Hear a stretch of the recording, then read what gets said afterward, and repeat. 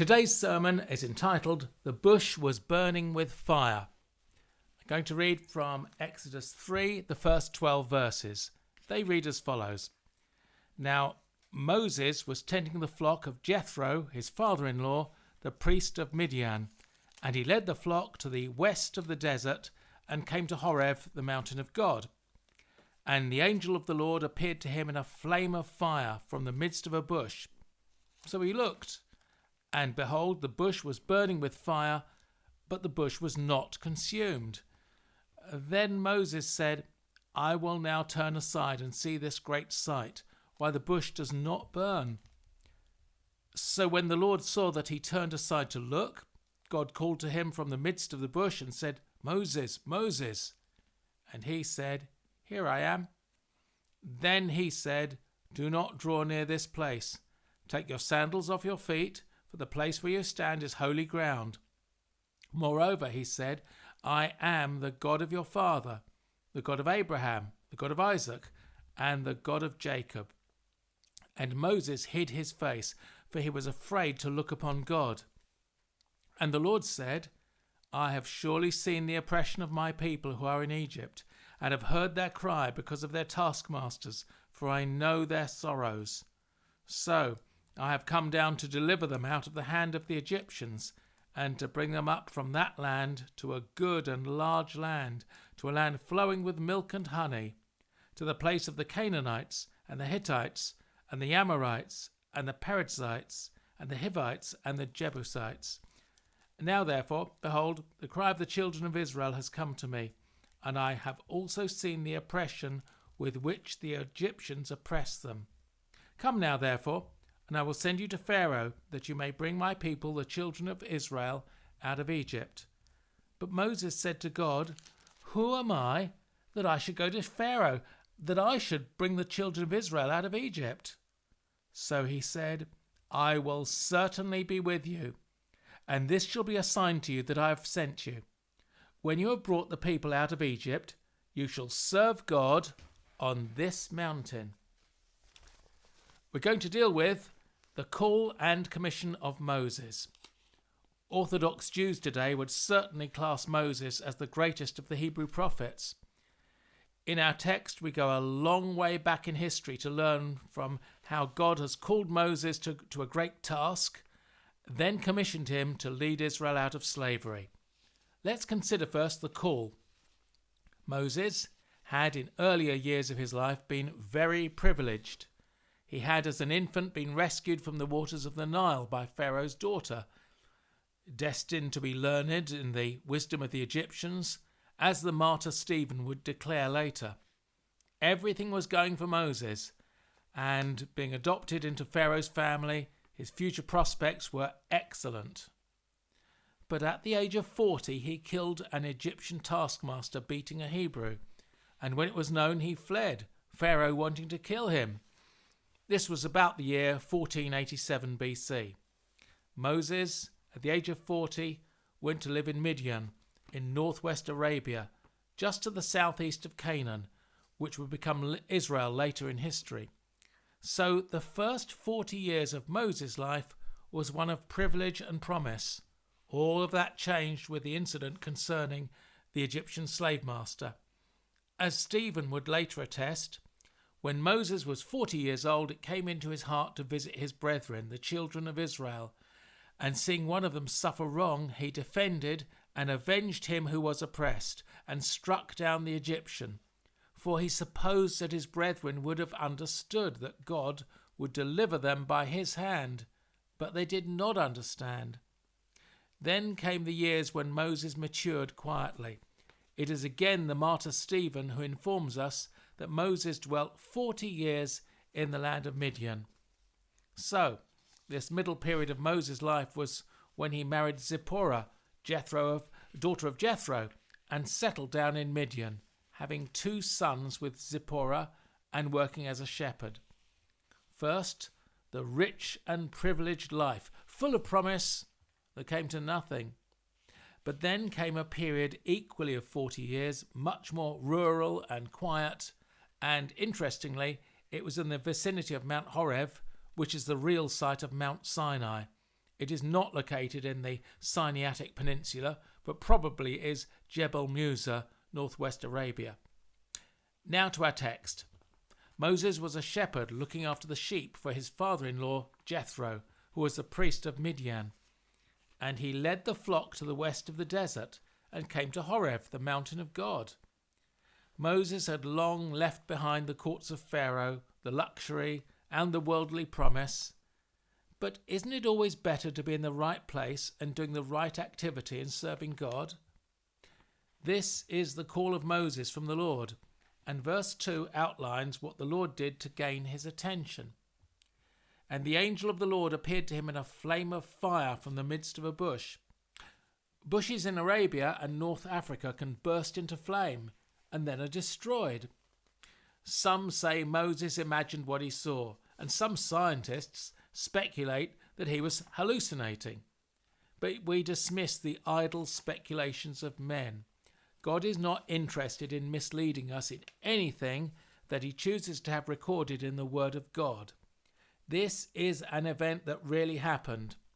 First, we note that the angel of the Lord appeared to Moses, so this indicates a theophany, a visible manifestation of God. This happened a few times in the Hebrew Bible. Moses had been a shepherd for some 40 years, and at the age of 80 was used to sometimes seeing bushes in the great desert heat sparking into flame and then being destroyed. But here was something that was not an everyday occurrence. The Lord was in the flame of fire, and what Moses looked at was a bush aflame but not consumed. The flame was obvious in its intensity, but it did not destroy the structure of this bush.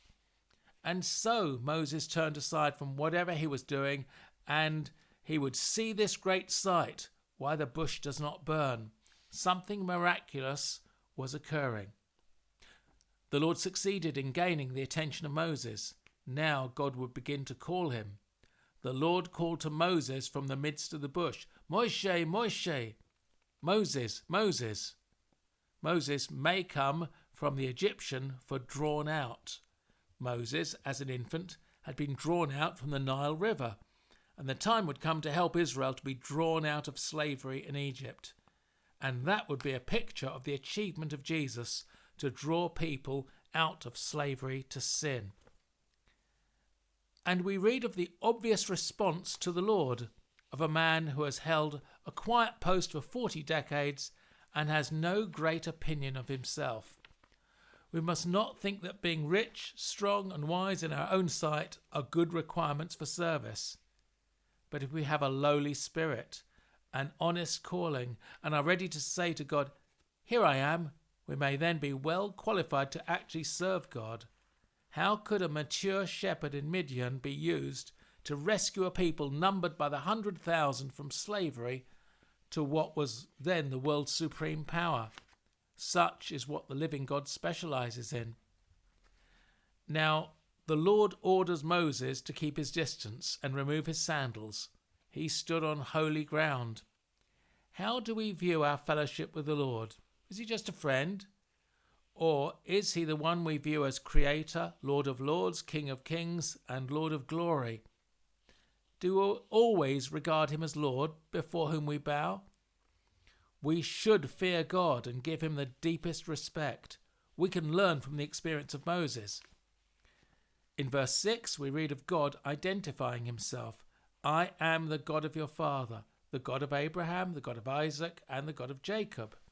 These, the patriarchs of Israel, had died several centuries before. God did not say, I was the God of Abraham, but I am the God of Abraham.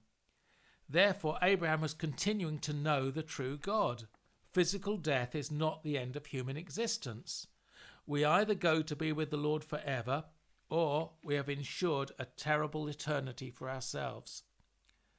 Moses hid his face, afraid to look upon God, because he knew that this was indeed a theophany, an appearance of the Lord to a man. Moses, the runaway prince, the quiet shepherd, now was faced with the nearness of the Lord and rightly feared. Now, the Lord shows in verse 7 to Moses that he has good eyesight and good hearing and good memory. I have surely seen the oppression of my people. God saw this, and he continued to own Israel wherever they were and whatever condition they were in. He had heard their cry because of their taskmasters. God heard this, and he knew their sorrows. He had predicted to Abraham, in Genesis 15, the long-term suffering of Abraham's descendants. Verse 8. Here God states that he will deliver them from the Egyptians and take Israel from Egypt to a good and large land, flowing with milk and honey, and names people groups in Canaan: Hittites, Amorites, Perizzites, and Hivites, and Jebusites. 6 people groups were there. Going out, Israel would escape from terrible slavery. Going into Canaan, they would replace 6 people groups and were meant to be better than those who they replaced. It would all really happen. Yet it is also a picture of what would happen with us. If our faith is in Jesus, we've been rescued from the power of sin and from Satan, and we're brought into a new relationship with God, which must replace the old one. It cannot be the same. Verse 9, the Lord repeats to Moses that he has heard the cry of the Israelites and seen the oppression of them. It is a repeat of verse 7. His observations were made, and now he would act. So now let's consider the commission of Moses. Verse 10. Moses would have a task to carry out for the Lord and for Israel. God could do everything by way of communication and work, but he delights to use those who are his. It pleases God to use us for his purposes. Come now, therefore, and I will send you to Pharaoh, and with a purpose, that being to bring God's people Israel out of Egypt. God used Moses to save Israel from slavery. And God himself came, that Jesus, fully divine Son of God, would himself deliver us from slavery, rescuing us from an evil captor. Belonging to him, we become children of God. But Moses had been a shepherd in Midian for 40 years. It was a long time before that he'd been in the courts of Egypt. He'd not mixed with people of authority for so long. Suddenly, God wants to use him for a great purpose. How would we react if, after decades of quiet activity, we're called of God to a special task? Are we willing to go and do as required? God is never unprepared, even though we may be. Here is the promise: I will certainly be with you. How valuable is that when the Lord calls us to work for him? Who among us should question his promise? And a sign is given to Moses to reinforce the directive to lead Israel out of Egypt. The sign that when the people come out of Egypt on this mountain in Midian, northwest Arabia, God would be served. The sign would, for Moses, be a future sign. That, therefore, was an assurance of success in being obedient to God's call. If there is a work that God has called us to, he promises to help us in the completion of that work. But now Moses wants to know the name of God to inform the Israelites.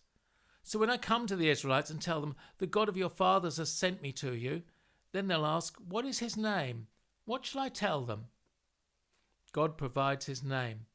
We're told in verse 14, I am who I am. That's what God says of himself. We live in a world in which there has been a great decline in the knowledge of who God is. There is no God, as the fools say. There may be no God, as the agnostics say. And the prevailing view is, as Charles Darwin said, we don't need God. Moses knew better. He knew that he must depend utterly upon God. I am who I am. God has no beginning. He is the self-existent God. Our need of him is total, and our knowledge of him comes from Moses the prophets, Peter and Paul, and primarily from the one who visited us to show us exactly what the Father is like. Jesus, I am in the flesh.